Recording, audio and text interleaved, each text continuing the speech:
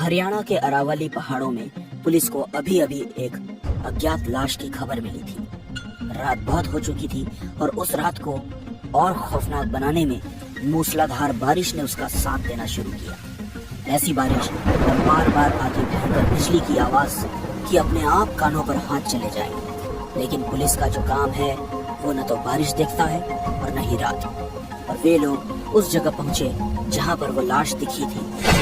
बुरी तरह घायल वो शरीर, उसको साफ देखकर यह पता चल रहा था कि किसी ने बुरी तरह कोई दुश्मनी निभाई है। शरीर पर ढेर सारे चाकू के निशान, चेहरा पूरी तरह से बिगड़ा हुआ और शायद कुछ हड्डियां भी टूट चुकी थी। पुलिस ने बॉडी को सर्च करना शुरू किया तो देखा कि किसी का ड्राइविंग लाइसेंस उधर गिरा हुआ था, जिस पर खून के निशान भी थे।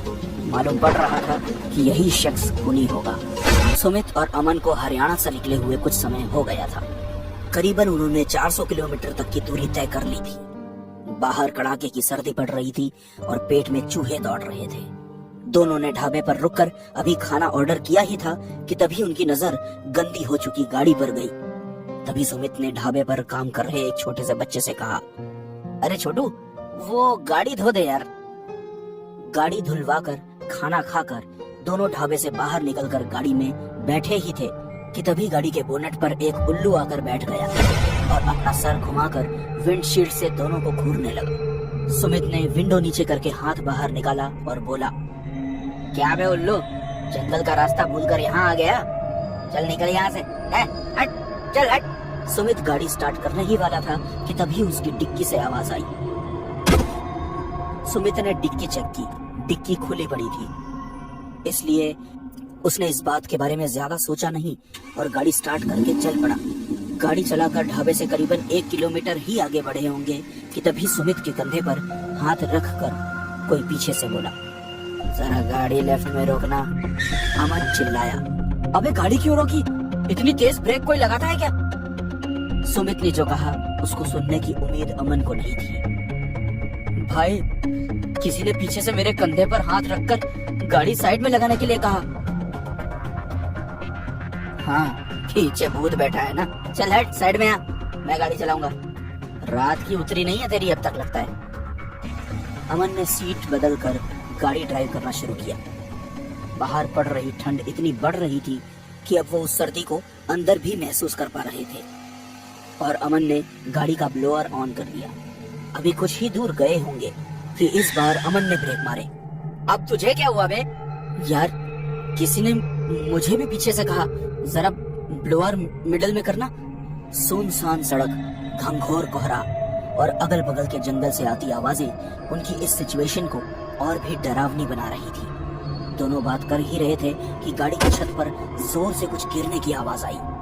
दोनों एक दूसरे का मुंह देखने लगे कि अब क्या नई मुसीबत आने वाली है। फिर भी हिम्मत करके जब दोनों उतरे तो सर के बेहद करीब से एक उल्लू उड़ता हुआ गया और पास के पेड़ के एक शाख पर जाकर बैठ गया। देखकर लग रहा था कि मानो वो उन्हें ही देखकर आवाज कर रहा हो। भाई, ये वही उल्लू है क्या जो शुरू में हमारी गाड़ी पर आकर बैठ गया था? पता नहीं यार, पर ये उल्लू हम लोगों को इतना घूर क्यों रहा है? उस उल्लू से ध्यान हटाकर जब गाड़ी की छत पर देखा तो कुछ नहीं था, पर वहां पर एक डेंट जरूर था। दोनों की समझ में नहीं आया कि ये हुआ क्या था, पर बिना ज्यादा दिमाग लगाए वो गाड़ी के अंदर बैठे ही थे कि इस बार आवाज पीछे से आई। दोनों ने हिम्मत कर दोबारा गाड़ी से बाहर निकल कर देखा तो एक पिछली बार की तरह गाड़ी के पीछे वाले हिस्से में भी बस एक डेंट के अलावा कुछ भी नहीं था। वो दोनों इधर उधर देख ही रहे थे कि गाड़ी के सामने की तरफ से इस बार एक जोरदार आवाज आई। सुमित और अमन दोनों दौड़कर आगे गए तो देखा कि एक डेंट गाड़ी के आगे भी था और इस बार भी आसपास कोई नहीं था। वो दोनों ये सोच ही रहे थे कि उनके साथ आखिर हो क्या रहा है। तभी गाड़ी की छत पर आकर वो उल्लू बैठ गया। उन्होंने तभी अपनी गाड़ी में से एक पानी की बोतल निकाली और जंगल में भागे। अमन, मुझे तो कुछ बहुत बड़ी गड़बड़ लगती है, चल आसपास कुछ जगह ढूंढते हैं। करीबन 300 मीटर ही अंदर गए होंगे परंतु उनकी सांसें फूलने लगी। रुककर हांफते हुए पानी की एक बोतल से पानी पीने के लिए मुंह ऊपर किया ही था कि देखा कि डाल पर वही उल्लू बैठा हुआ था। सुमित, ये कहाँ फंसा दिया तूने मुझे? ये उल्लू हमारा पीछा ही नहीं छोड़ रहा है। अमन, जंगल की तरफ भागते हैं और इस बार रुकना नहीं है। दोनों बिना पानी पिए ही जंगल के अंदर भागे। थोड़ी दूर पर उन्हें एक बल्ब जलता हुआ दिखाई दिया। उस रोशनी की ओर जब वो आगे बढ़े तो देखा कि उधर एक छोटा सा मकान था। सुमित और अमन को ये चीज अजीब लगनी चाहिए थी, लेकिन वो दोनों इतने डरे हुए थे कि ये छोटी सी रोशनी भी उनको कंफर्टेबल फील करवा रही थी। घर के सामने पहुंचे तो देखा कि उसके आगे के गेट पर ताला लगा हुआ था। तभी सुमित बोला, भाई, बरामदे का दरवाजा खुला हुआ है और उधर लाइट भी दिख रही है, क्यों ना आज रात यही गुजार ले। हाँ, जगह तो डरावनी है, पर उस गाड़ी वाली जगह से तो बेहतर ही है। साथ ही साथ इधर लाइट भी है। दोनों ने वही रात गुजारने की सोची। चारों तरफ घना जंगल, जंगल में रात का सन्नाटा, कीड़ों की आती लगातार आवाज। दोनों चुपचाप उधर बैठे थे और यही सोच रहे थे कि आखिर उनके साथ ये सब क्या हो रहा है। तभी अचानक टीन के छप्पर से एक जोरदार आवाज आई। दोनों ने एक दूसरे को देखा और तुरंत खड़े होकर आगे गए और घूमकर दोनों ने देखा तो वही उल्लू उन्हें घूर रहा था। वो दोनों उल्लू को भगाने की कोशिश कर रहे थे। उस पर 2-3 पत्थर भी फेंक कर देखे, लेकिन सारी कोशिशें बेकार। अब इस वक्त अमन बहुत तंग आ चुका था। पिस्तौल निकाल, उड़ा दे इस साले उल्लू को। सुमित ने निशाना लगाया और गोली चलाई। अंधेरे में यह तो नहीं दिखा कि क्या गोली उल्लू को लगी, पर वो उल्लू वहां से उड़कर जंगल की ओर चला गया। सुमित और अमन चैन की सांस ले ही रहे थे कि तभी सुमित का फोन बजा। फोन की आवाज सुनते ही अमन इतना डर जाता है कि सुमित को बोलता है, साले, तुझे कहा था ना अपना फोन बंद रखना, मरवाएगा साले। चल ऑफ कर ये फोन अपना।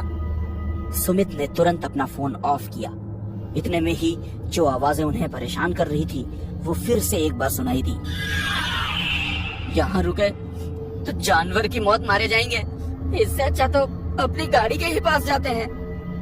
कड़ाके की ठंड में सुनसान जंगल से होते हुए दोनों एक मेन रोड के पास पहुंचते हैं तो उन्हें दूर दूर तक अपनी गाड़ी नजर नहीं आती है। ये ले, अब अपनी गाड़ी ही गायब हो गई है।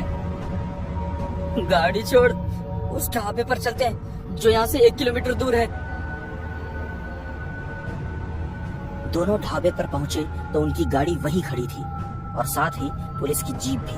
पुलिस की गाड़ी देख दोनों पलटकर जाने लगे कि ढाबे के उस बच्चे ने आवाज लगाई, अरे भैया, ये साहब आपसे बात करना चाहते हैं। डरे डरे से दोनों जब पुलिस के पास गए तो पुलिस ने पूछा, गाड़ी आपकी है?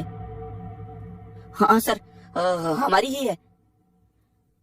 तो ऐसे मेन रोड पर गाड़ी छोड़कर कहाँ चले गए थे? वो क्या है ना सर, हम जंगल में बाथरूम करने घुसे और जब वापस आए तो देखा गाड़ी वहां थी नहीं। पुलिस ने उनके पेपर्स और ड्राइविंग लाइसेंस सब चेक किए और कहा कि अब वो वहां से जा सकते हैं। गाड़ी में घुसने से पहले उन्होंने गाड़ी की छत, आगे वाला और पीछे वाला हिस्सा देखा और साथ ही में उसकी डिक्की भी सब कुछ चेक कर ली। दोनों इस सोच में डूब गए कि गाड़ी में पहले जो डेंट थे वो अब नए जैसे लग रहे थे। खैर पुलिस वहां बैठी ही थी, इसलिए दोनों ने वहां ज्यादा समय नहीं लगाया। दोनों जाकर गाड़ी में बैठे और गाड़ी स्टार्ट करने ही वाले थे कि तभी गाड़ी के बोनट पर वही उल्लू आकर बैठ गया और ऐसा लग रहा था कि वो शीशे से उस पार बस इन्हें ही देख रहा हो। उन्होंने उसे हटाने के लिए गाड़ी के वाइपर्स चला दिए, लेकिन फिर भी वो वही बैठा रहा। उसके बाद अमन बाहर निकलकर उस उल्लू को उड़ाने लगा। वो अंदर आकर बैठा और दोनों गाड़ी स्टार्ट करके चल दिए। दोनों के चेहरे पर एक अजीब सी मुस्कान थी जिसमें न जाने उन्होंने कैसे राज छुपाए हुए थे। अभी थोड़ी दूर ही गए थे कि उनकी गाड़ी खराब हो गई। लाख कोशिश के बाद भी गाड़ी शुरू नहीं हो रही थी। सुमित जब गाड़ी से उतरा तो एक अजीब सी फीलिंग उसे होने लगी, क्योंकि ये एग्जैक्टली वही जगह थी जहां उनकी कार थोड़ी देर पहले रुकी थी। नीचे उतरने के लिए जैसे ही सुमित ने गाड़ी का दरवाजा खोला था कि तभी फिर वो उल्लू उसकी गाड़ी पर आकर बैठ गया। फिर से यही यह देखकर उसकी हालत और भी खराब होने लगी कि तभी वो गाड़ी में बैठकर एक बार फिर गाड़ी शुरू करने लगा। उसकी सारी कोशिश जब बेकार हो गई तो सुबह तक वेट करने के अलावा उसके पास कोई ऑप्शन नहीं था। गाड़ी की सीट को थोड़ा पीछे कर दोनों सोने की तैयारी करने लग गए कि तभी थोड़ी देर में डिक्की से एक आवाज आई। सुमित, तूने वो आवाज सुनी जो मैंने सुनी? हाँ, लेकिन गाड़ी से नीचे उतरने की कोई जरूरत नहीं है, चुपचाप बैठा रहे यहीं पर। थोड़ी देर में वो आवाज अपने आप बंद हो गई और दोनों ने चैन की सांस ली। आज की रात दोनों के साथ इतना कुछ हुआ था कि कब उनकी आंख लगी उन्हें पता ही नहीं चला। आंख लगने के 2-4 मिनट बाद ही किसी ने उनके शीशे पर दस्तक दी। सुमित और अमन दोनों की आंख अचानक खुली पर दरवाजा किसी ने नहीं खोला। जब शीशे की दस्तक बंद हुई, गाड़ी के ऊपर सामने और पीछे की तरफ एक आवाज, अबे बाहर निकल, कितनी दूर भागेगा, निकल बाहर। हड़बड़ाकर दोनों गाड़ी से बाहर निकले तो देखा पुलिस के लोग डंडे से उनकी गाड़ी पर बुरी तरह से मार रहे थे। दरअसल सुमित और अमन ने ही उस आदमी की हत्या की थी जिसकी लाश पुलिस को हरियाणा से बरामद हुई।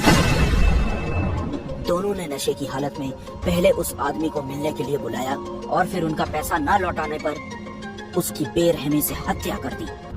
हरियाणा पुलिस ने वो बरामद लाइसेंस राजस्थान पुलिस को दे दिया था, जो कि राजस्थान का ही निवासी था। लास्ट लोकेशन देखकर राजस्थान पुलिस ने दोनों को गिरफ्तार कर लिया। सुमित और अमन पुलिस की गाड़ी में बैठे थे और जब नजर अपनी गाड़ी की छत पर गई तो उस आदमी की लाश दिखी जिसके ऊपर वो उल्लू बैठा हुआ था।